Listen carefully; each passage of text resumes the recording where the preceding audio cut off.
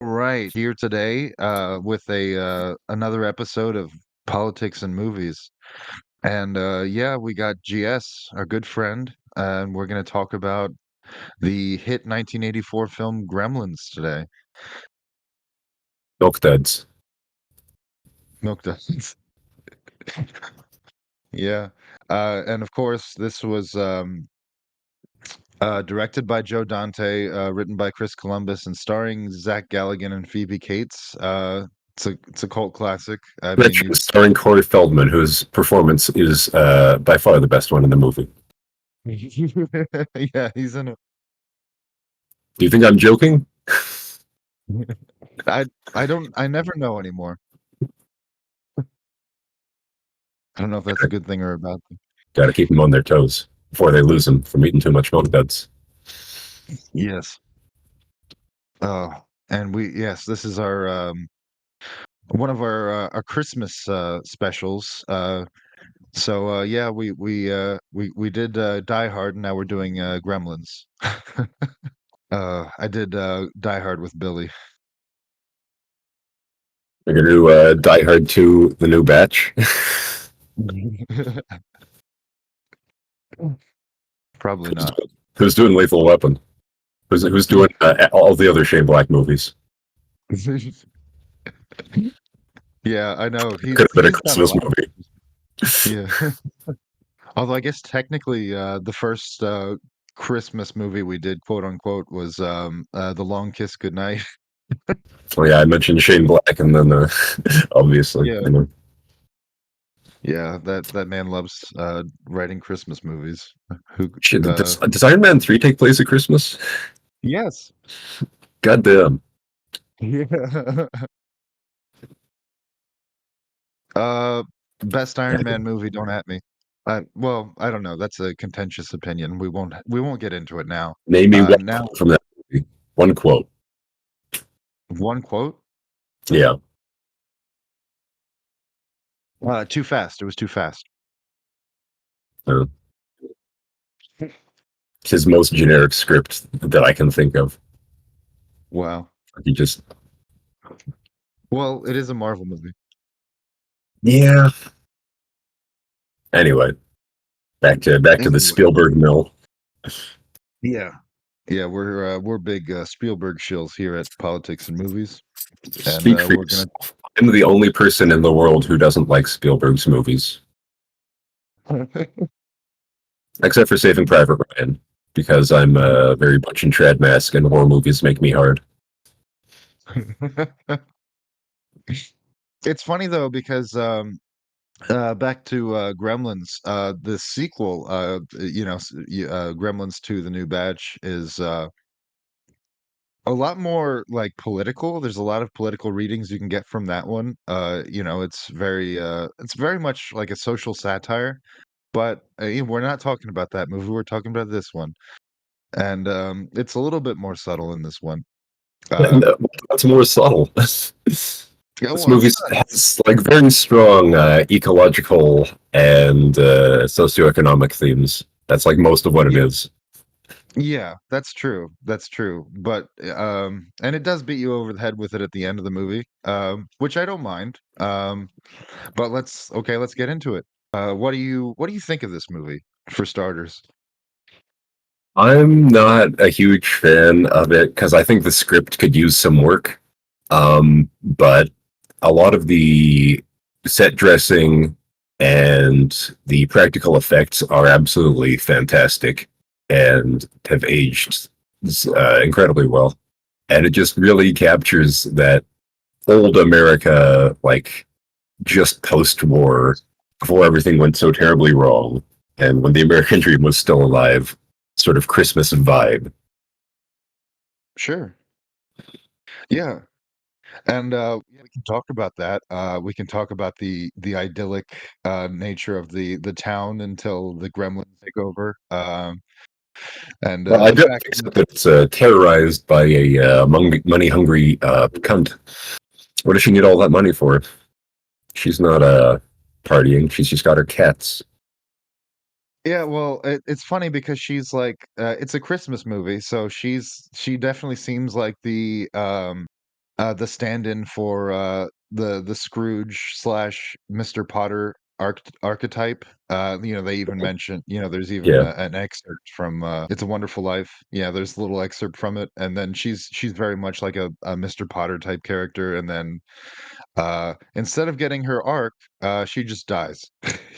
The movie, because it's a horror movie, they See, just kill her. the thing I like about this movie is that it promotes direct action.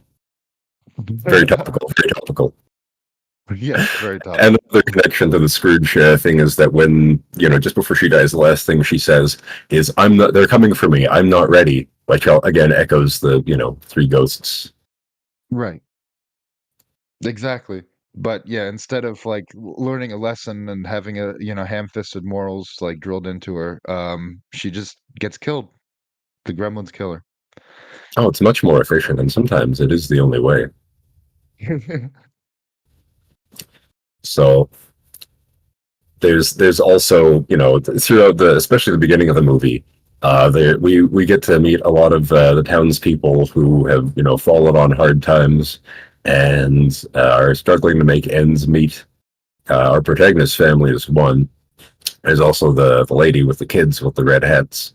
Um, and they're shown no mercy by the brutal imperialist, capitalist, expansionist system that evil cat lady represents. Maybe JD Vance was right. What do you think she was eating the cats? No, no, no, about the childless cat lady stuff.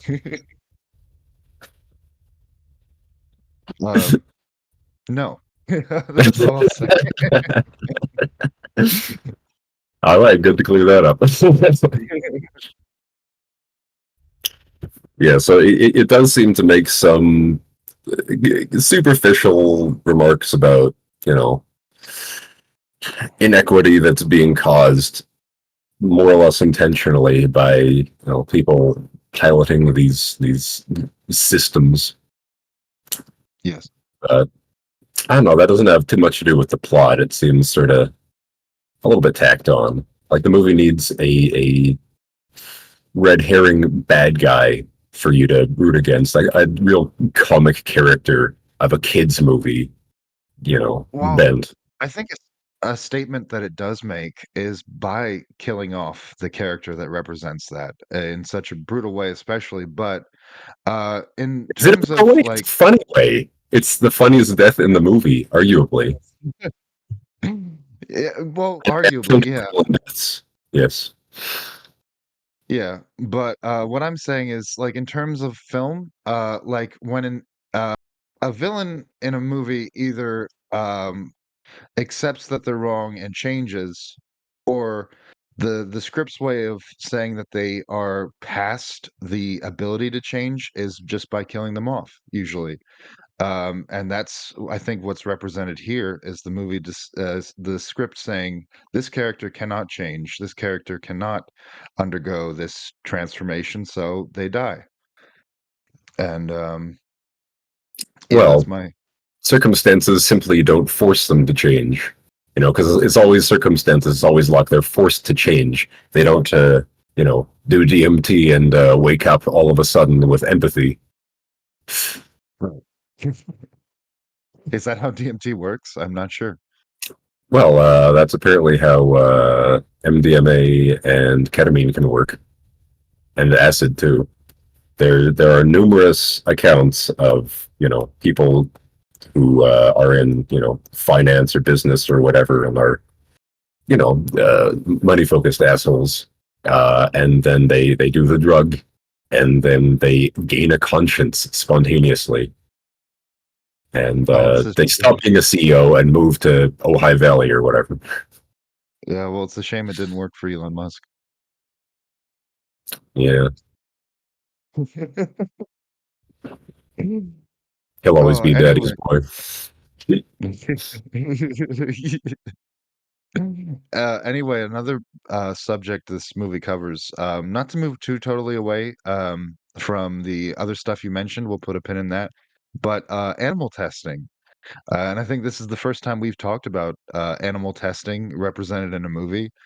Um, but the the science teacher, the one that does it, is initially presented as like a good guy, and like we never learn any different. But the tests that he performs are like totally unsanctioned, and he's just like seat of his pants. And then the the after the gremlin transforms, he gets back at him by like presumably biting his head off and sticking a needle in his ass. So Yeah, yeah.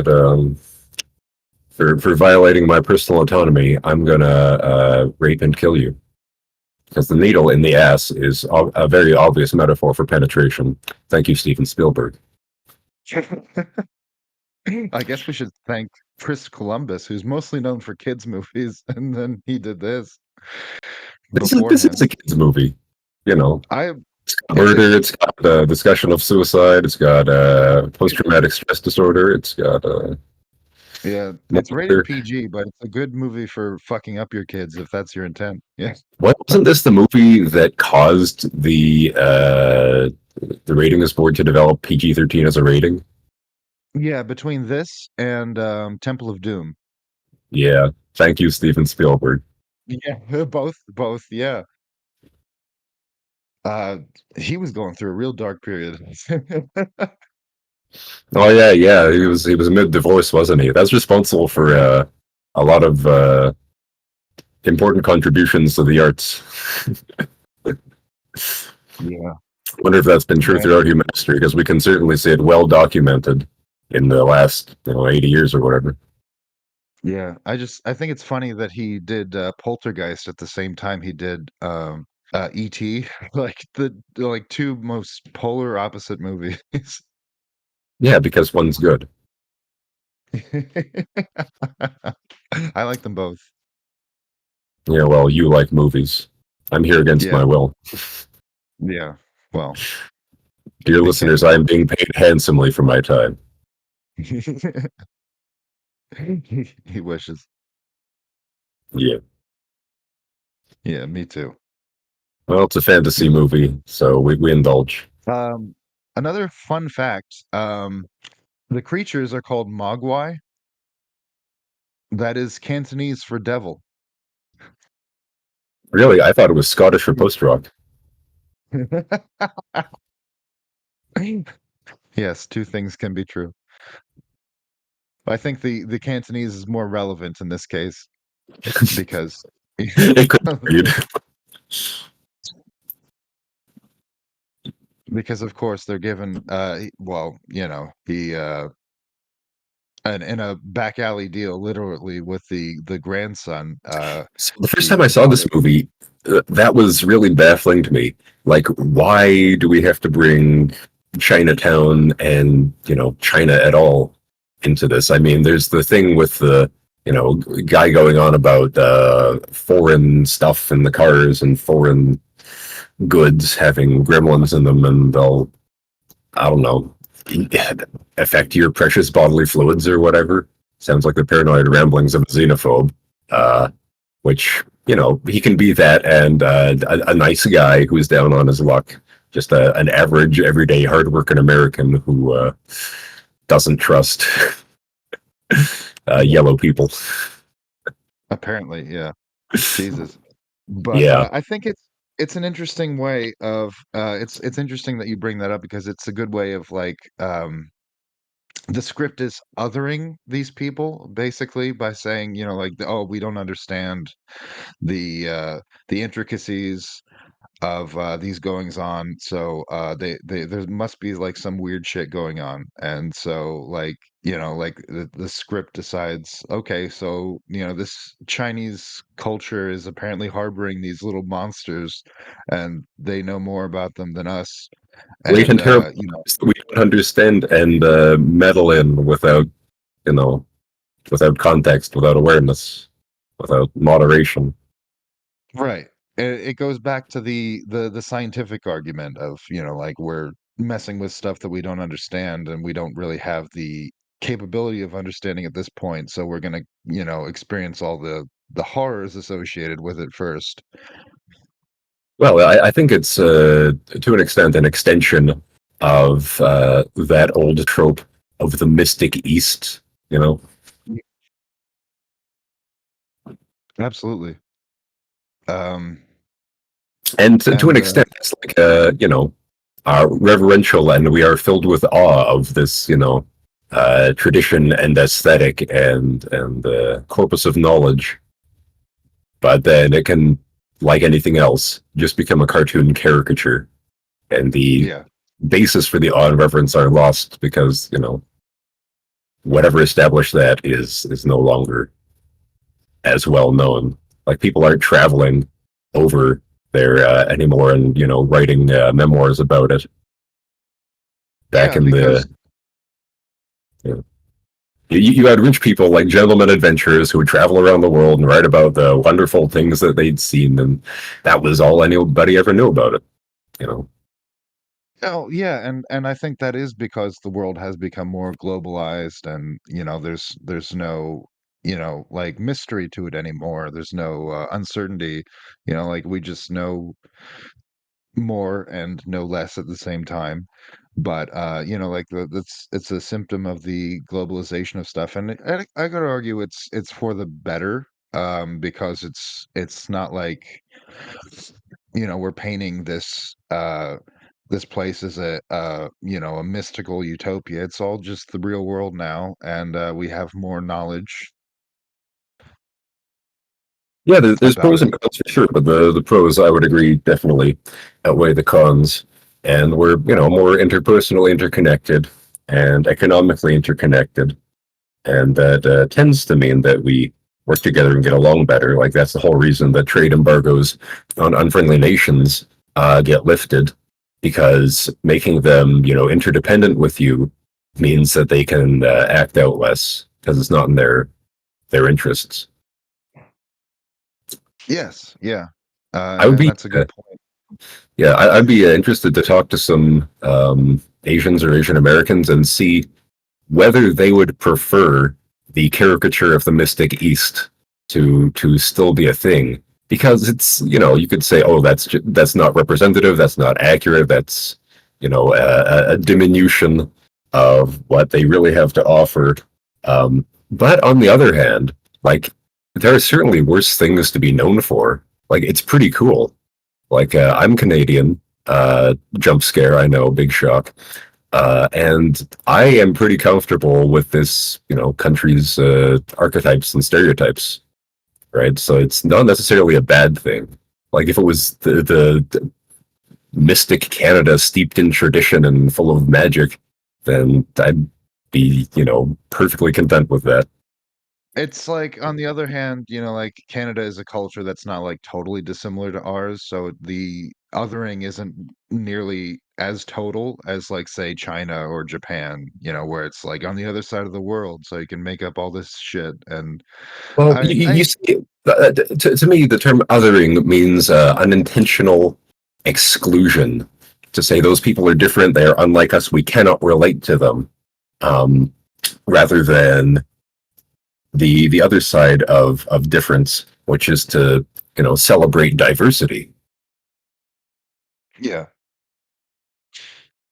and, yeah, you could argue that it's, like, the quote, unquote, like, the racism presented in this movie is positive racism, and that, the characters the Chinese guy is like warning of the horrors of this stuff, and he's presented as this caricature, but at the end of the movie he's right, and that everything that has come to pass is because his explicit instructions were entirely ignored or um subverted, or like they caution wasn't paid in any real regard. Well, I have to say, our protagonists of the movie, the white meddlers, they don't actually like do anything too wrong. Of course, they're a little, incautious or clumsy, but they're, pretty responsible. Like some water accidentally gets spilled on the guy.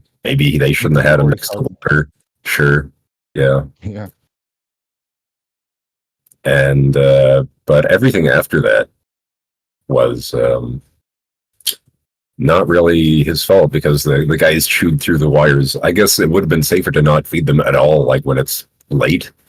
But Yeah. I don't know. He looked at his clock. I'd say that's due diligence, But that Yeah. whole issue with them chewing through the clock wires, I think, is a small but interesting argument or theme the movie presents, and it speaks to essentialism, I believe, because they had to have already been bad to chew through the wires to, hope to facilitate their transformation into the ultimate evil. Yeah, and I would argue the movie does frame it like that. Like all the Mogwai other than Gizmo are presented as like evil coded. And Gizmo himself is like visibly upset after they're born. And Billy's even like, "Oh, what's wrong, Gizmo?" And he's just like, distraught. And it's clear that they are different than Gizmo, and they do have ill intent from the get-go. And yeah, I think you're right. Yeah, Gizmo's a patriot, but Gizmo is also an Uncle Tom and a race traitor responsible for the genocide of his kin. His even. Chad, do we celebrate race traitors? When your race is evil little goblins, sure. Oh, you can make whole generalizations about a race like that? I mean, we have Gizmo. He's just one of the good ones. Jesus, yeah. No, but No, that's I like do. the movie. That's all textual. Yeah, I know. I'm not disagreeing with you. I'm just saying it's funny that the movie decided to present it Yeah. like that. Yeah. Yeah, you were just quoting Corey Feldman. I will say I ragged on the script earlier, but I think there are a couple standout lines and little sequences, and it's could be a more quotable movie if the funny lines weren't always like in passing and hard to hear. Like for example, the cops leaving the station after the first reports come in. The deputy says, "I want to drive." The sheriff says, "You can't drive. You're drunk." Um, and the deputy says, "You always get the drive." The sheriff says, "Because I'm the sheriff, asshole." Yeah. Just little things like that really win me over personally. And the movie does have a few of those. Um, Yeah. so I wonder if those were like uncredited rewrites by a young Joss Whedon or something. Shane Black, even. Who else is doing all the rewrites like that? Who else was adding the quips? At that point, yeah, who knows? Shane Black, yeah. Uh, yeah, but that leads to another interesting point. Law enforcement is depicted as like totally inept in this town. It's like small town, yeah, like a small town sheriff's department. But Yeah, it's, like it's they're it's it's a depicted. little community. Like they don't have to deal with stuff like that all the time, so they're not prepared for it. And should they be? What was the role of law enforcement? Like anything big like that, you bring in the FBI. Anybody who's seen Twin Peaks is familiar with the situation, right? Yeah, and speaking of throwaway lines, there's one just near the end where Rock and Ricky says on the radio that they've called in the Marines and they're going to come down with hoses. Yeah, yeah, yeah. Oh, I liked the Rock and Ricky character. That was another one of the like little touches that reoccurs throughout the movie. That's sort of a throwaway thing. And of course, there's the gag where the first time he's introduced, we see the billboard of him done up like Indiana Jones because once again Yeah. Spielberg loves being Yeah. self-referential. And of course, later in the department store, there's the ET toy. There's probably a whole bunch of others that I missed. Oh yeah, yeah. Which it's funny because yeah, those were both topical references at the time too. So not totally out of place. Oh boy, I love pop culture references, don't you? I don't mind them, but then I've written a book with tons of them that you said is too much in that department. So Well, it's one thing if it's supposed to represent, normal people talking to each other, because that is a shorthand and a sort of filler for a lot of what people have to say to each other. I mean, I'll say it beats talking about the weather, you know. But yeah, having your creative content rely on that is a bit, I don't know. If that's what all the gags and the content are based on, like a Family Guy, you know, that's another yeah, matter. that's fair. Yeah, In moderation and with respect, like all the Earth's other natural resources. yes, yeah. No, that's totally fair. Yeah, and I do think it is in moderation. Well, like the big scene in the movie theater with Snow White is another thing. I didn't get that one. Why Snow White? Because they will have had to have paid for licensing for that, and it's mentioned in the script, so it's not just like the tacked on afterthought. They're watching Snow White and they're loving it. What is that Yeah. supposed to represent? What's the theme there? I didn't get that. Well, I think that plays into the childlike nature of the Gremlins. Like, yeah, they're evil and they're causing chaos and mayhem, but at the end of the day, they are also these really like childlike, precocious characters, and so that appeals to them in that way, in my opinion. Um, the Hi Ho song, it's like very innocent and very evocative of a time gone by, and uh I feel like like it's that it's like yeah, it's like Gizmo is like drawn to music, and other stuff that could be interpreted as like like the toy instruments, the toy cars and stuff. It's for children, so like you could say, oh, like they love this children's movie because they are childlike in that way. They do immediately start singing along with the Hi Ho song, and like children, they're impressionable. To what extent do you think the movie is trying to say that they were, you know, corrupted by the consumerism and the media? You taught them to watch television. Ah, yeah. Like, to what extent is Yeah. that the fault of the West versus intrinsic to the nature of these horrible little critters?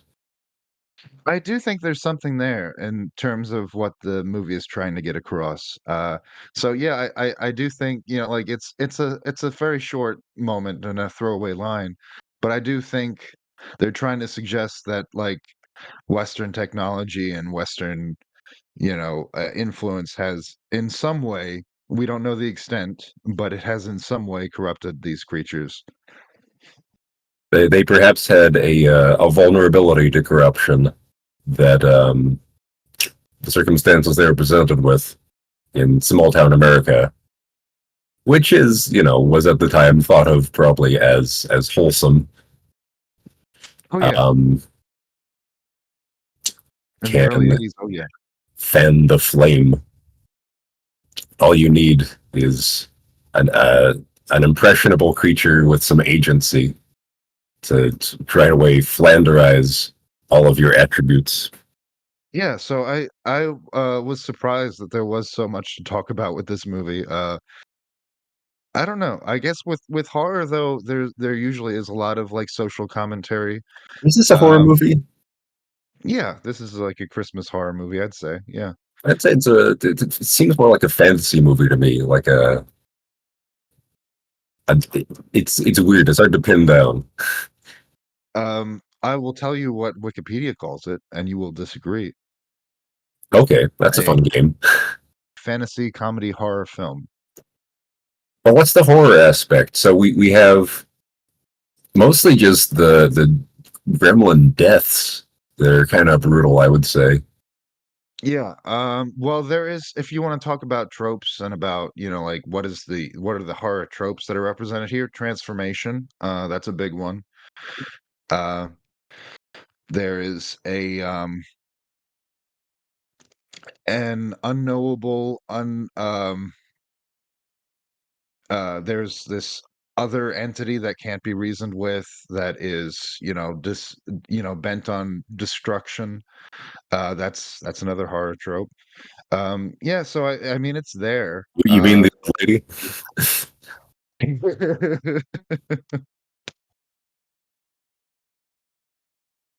I could. You'll never know. But, yeah, I would say it's a horror movie. I would say that it does have, like, dark themes, like, there's Dark the whole fantasy, thing. because you can get a lot of the horror tropes and horror aesthetics in that. I would say it's aesthetically horror at most, rather than thematically or genre wise. Because like, isn't horror supposed to try to scare you a little bit, existentially, or with a jump scare, or in any other sense? I would say this is kind of a scary movie, especially for children. It's rated PG. I'd say as a child, this movie terrified the shit out of me. So I didn't see this movie as a child.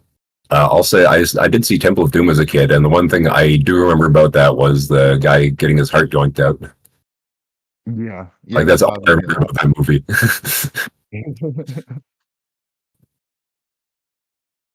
Yeah, so I would say it's a little scary. There's definitely there's not like jump scares or anything, but I think that's for the better. Oh, Um there's a little bit of a jump scare. The first time we ever see the transformed gremlin in the school, it jumps out of the cupboard at Billy. yeah, yeah, that's true. Yeah, I'd say that qualifies, yeah. Or Okay. the time Oh, Stripe jumps out of the electrical box at the Y just before he calls him up and gets in the pool. yeah, and there's one more. There's where Stripe's corpse jumps out of the fountain. Oh yes, I absolutely loved the animatronics and prosthetics and effects in that whole death sequence. Just fantastic stuff. Yeah. So yeah, I'd say there's I don't know. I would argue that yeah, it's a fantasy horror. Okay.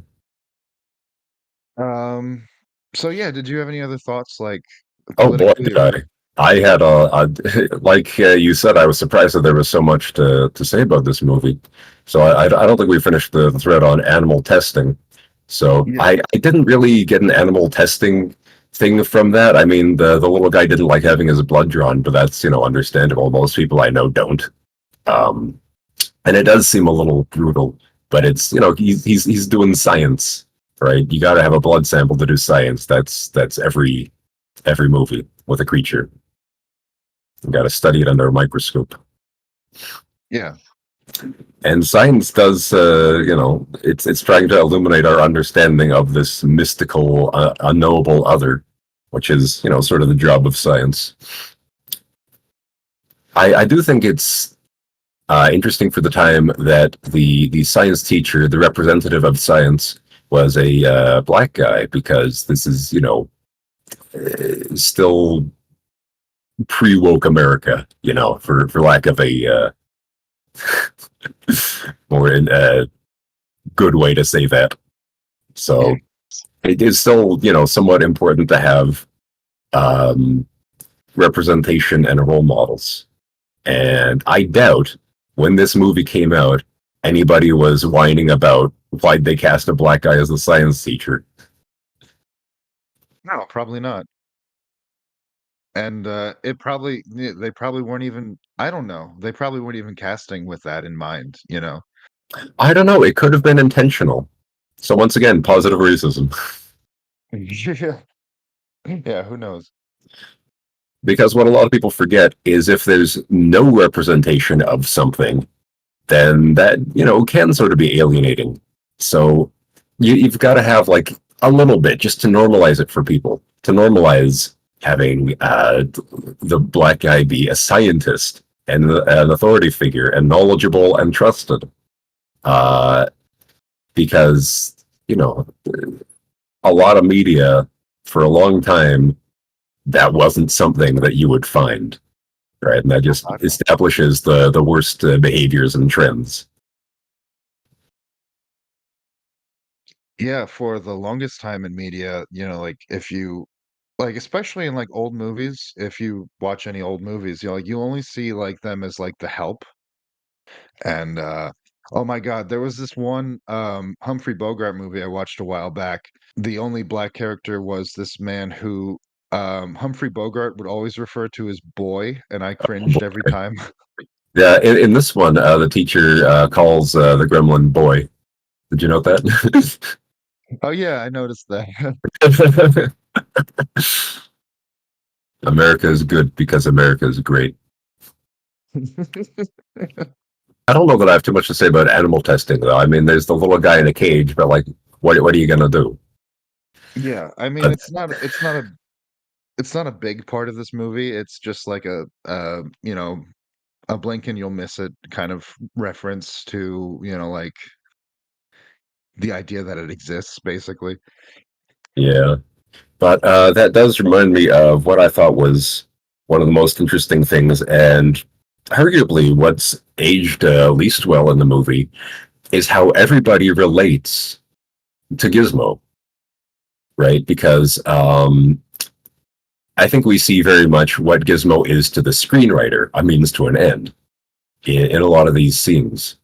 So to maximize the appeal for the audience, he's made to be as sympathetic, but also as heroic as possible.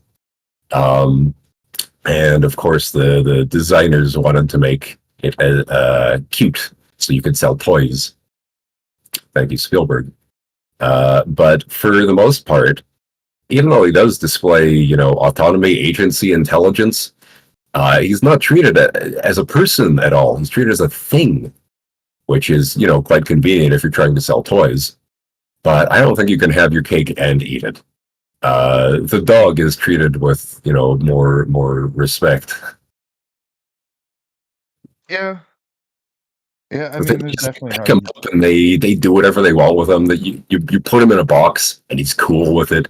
He's submissive, but then he also saves the day, literally. Yeah.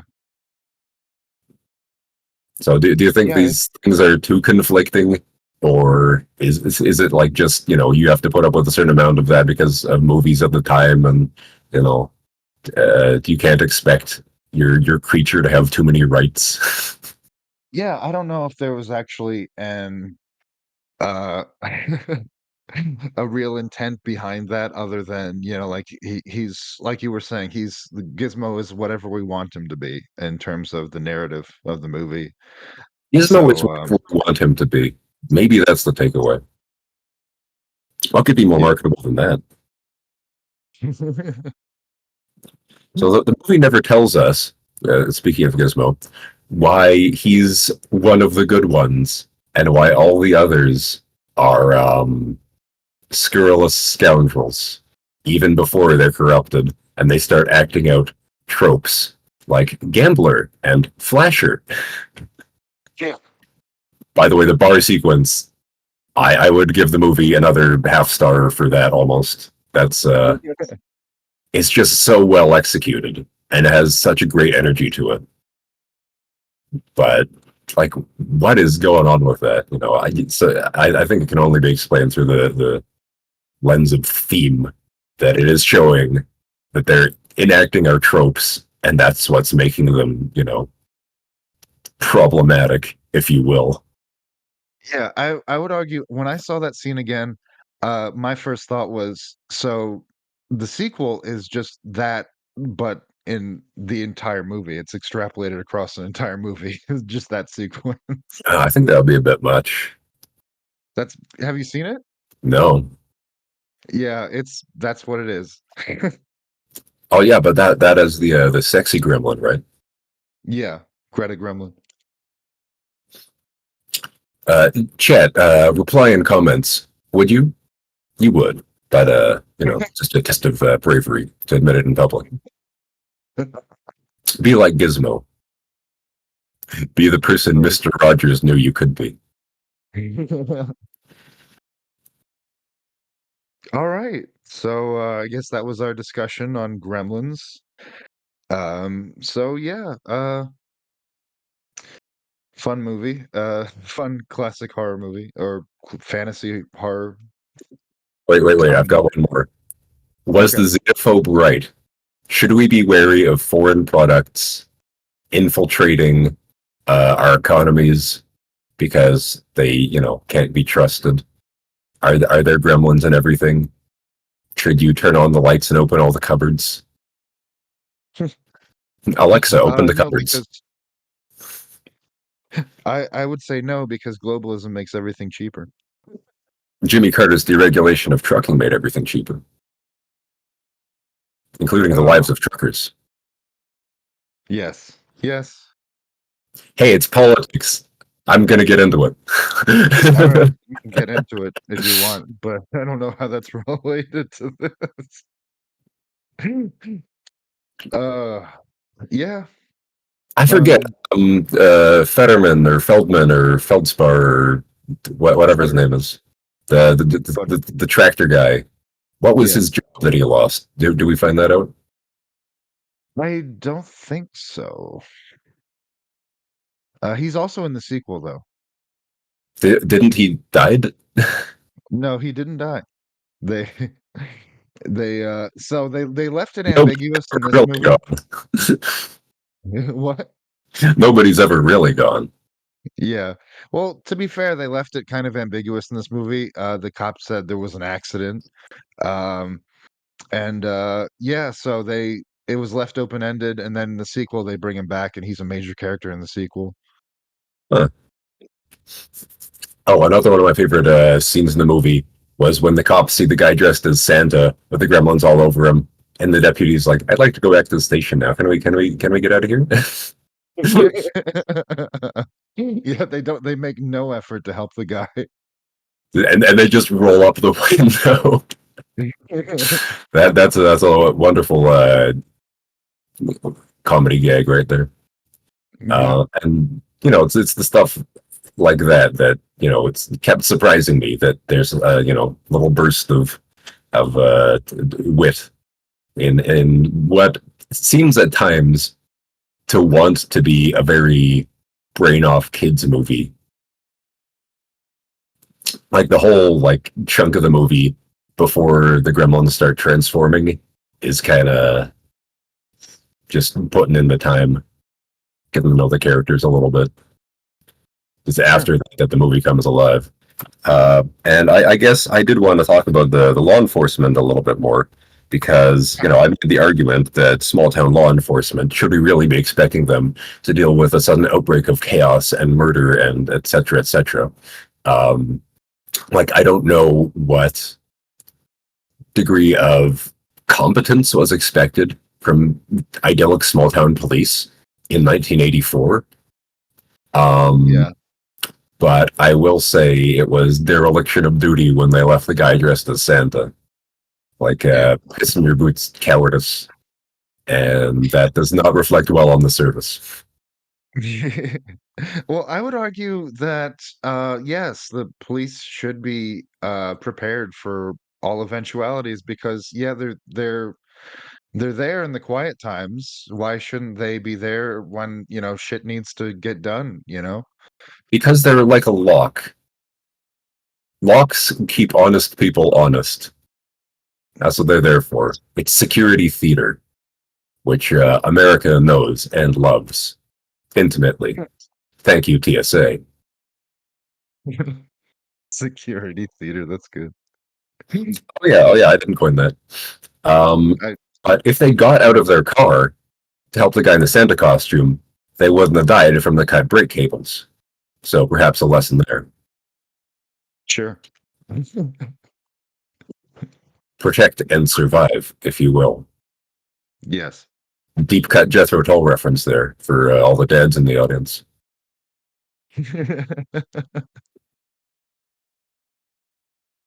What song is that from?